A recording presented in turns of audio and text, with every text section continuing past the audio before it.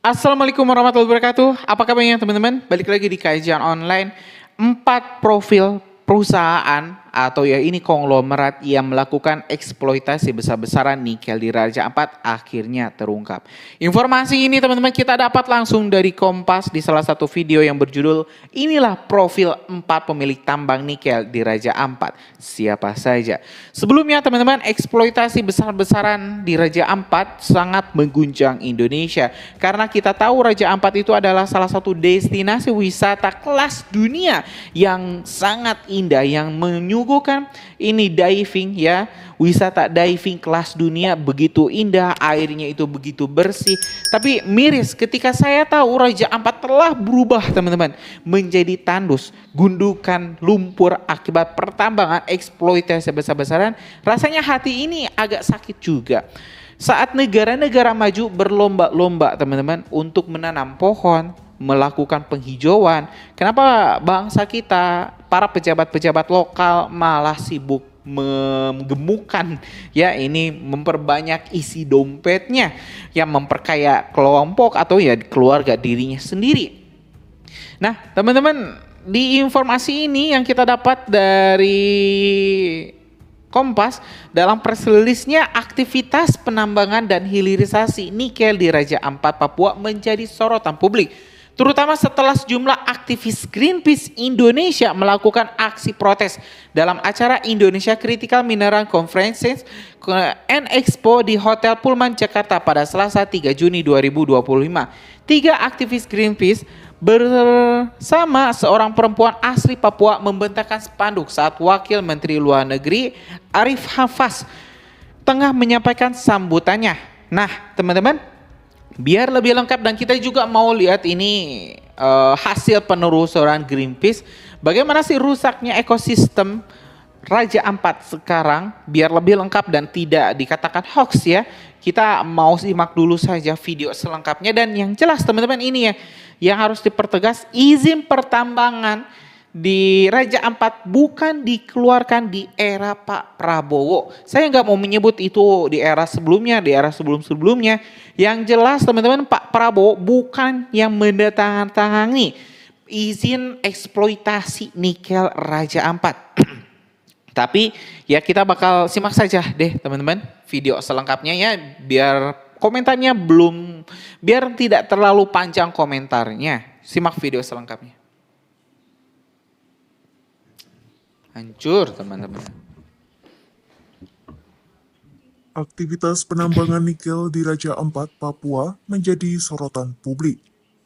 Hal itu setelah sejumlah aktivis Greenpeace Indonesia melakukan aksi protes dalam acara Indonesia Critical Minerals Conference and Expo di Hotel Pullman, Jakarta pada Selasa 3 Juni 2025. Mereka menyoroti dampak merusak aktivitas tambang nikel terhadap lingkungan dan masyarakat lokal.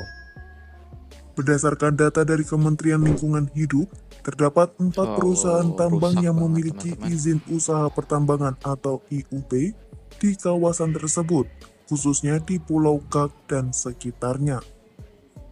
Namun, hanya 3 perusahaan yang mengantongi izin penggunaan kawasan hutan atau PT Gag Nikel yang pertama. PT Gag Nikel adalah perusahaan pemegang kontrak karya sejak 1998. Mulanya, saham PT Gag Nikel dimiliki oleh Asia Pacific Nickel Pty Ltd sebesar 75% dan PT Antam Tbk sebesar 25%. Namun pada 2008, seluruh saham perusahaan diakuisisi oleh Antam.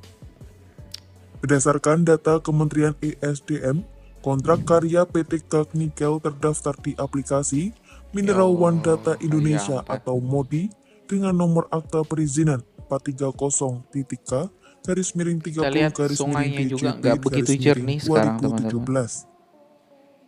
Perusahaan itu memiliki luas wilayah tambang mencapai 13.136 hektar dan mendapat izin produksi pada 2017 serta mulai aktif beroperasi pada 2018.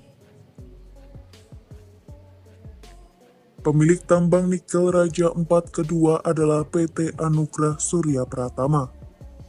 Perusahaan ini merupakan entitas penanaman modal asing atau PMA yang berada di bawah naungan Wangxiang Group asal Cina.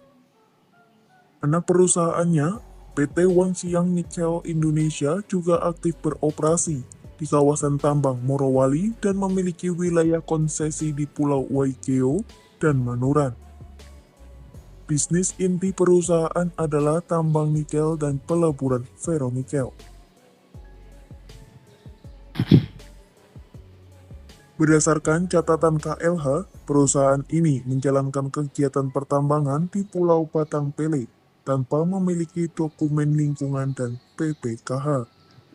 Seluruh aktivitas eksplorasinya pun telah dihentikan. Kantor pusat perusahaan tercatat berada di kawasan The Boulevard Office, Jakarta Pusat. Pemilik tambang nikel Raja Ampat keempat adalah PT KWI Sejahtera Mining. Mengutip laman Kementerian ESDM, PT KWI Sejahtera Mining adalah perusahaan yang terdaftar di Direktorat Jenderal Minerba dengan IUP yang berlaku hingga 26 Februari 2033. Namun, KLH menemukan bahwa PT KWI Sejahtera Mining membuka area tambang seluas 5 hektar di Pulau KW, di luar izin lingkungan dan kawasan PPKH. Aktivitas tersebut menyebabkan sedimentasi di wilayah pesisir. KLH memberikan sanksi administratif berupa pemulihan lingkungan dan perusahaan terancam dikenakan pasal perdata. Ya teman-teman, barusan kita telah menyimak informasi lengkap dari kompas.com terkait 4 profil ya. 4 profil perusahaan atau ya konglomerat yang melakukan eksploitasi besar-besaran nikel di Raja Ampat. Antam salah satunya teman-teman yang disebut ya pemerintah mungkin ya punya andil juga di sini. Saya rasa harus dilakukan penyelidikan oleh KPK. Siapa saja sih pejabat-pejabat yang bermain? Yang jelas teman-teman, kita mengapresiasi langkah Pak Prabowo Subianto Presiden Republik Indonesia yang menutup izin teman-teman. Bukan 1, 2 tapi seluruh perusahaan konglomerat yang melakukan pengrusakan lingkungan. Kita barusan lihat loh itu tampilan citra drone dari Kompas terkait kerusakan yang terjadi di Raja Ampat. Kita tahu Raja Ampat itu airnya begitu jernih teman-teman. Tapi barusan kita lihat kayak sungai-sungai di tempat-tempat kita ya yang sudah tercemar. Janganlah hal ini terjadi, janganlah wisata, tempat wisata, destinasi luar biasa ini dirusak oleh tangan-tangan kita sendiri. Yang jelas saya rasa ada permainan dan ini izin teman-teman mungkin saja dikeluarkan oleh ya pemerintah sebelumnya. Yang jelas teman-teman, izin usaha ini bukan dikeluarkan 1 hari 2 hari tapi waktunya cukup lama. Jadi nggak mungkin lah Pak Prabowo yang memimpin belum 1 tahun bisa sejauh itu mengeluarkan izin eksplorasi tambang. Yang barusan kita lihat teman-teman di video Greenpeace juga ada. Itu rusaknya minta ampun teman-teman. Ngeri-ngeri sedap ya. Kalau misalnya kita lihat kerusakan lingkungan di Raja Ampat. Dan kalau kita dengar itu Pak Menteri Bahlil menerangkan, ya Pak Menteri Bahlil menyebut bahwa kondisi Raja Ampat baik-baik saja. Ya, Pak Menteri SDM mungkin kurang lama mainnya di sana. Yang jelas teman-teman, mudah-mudahan ya Raja Ampat bisa terlindungi, terselamatkan lah.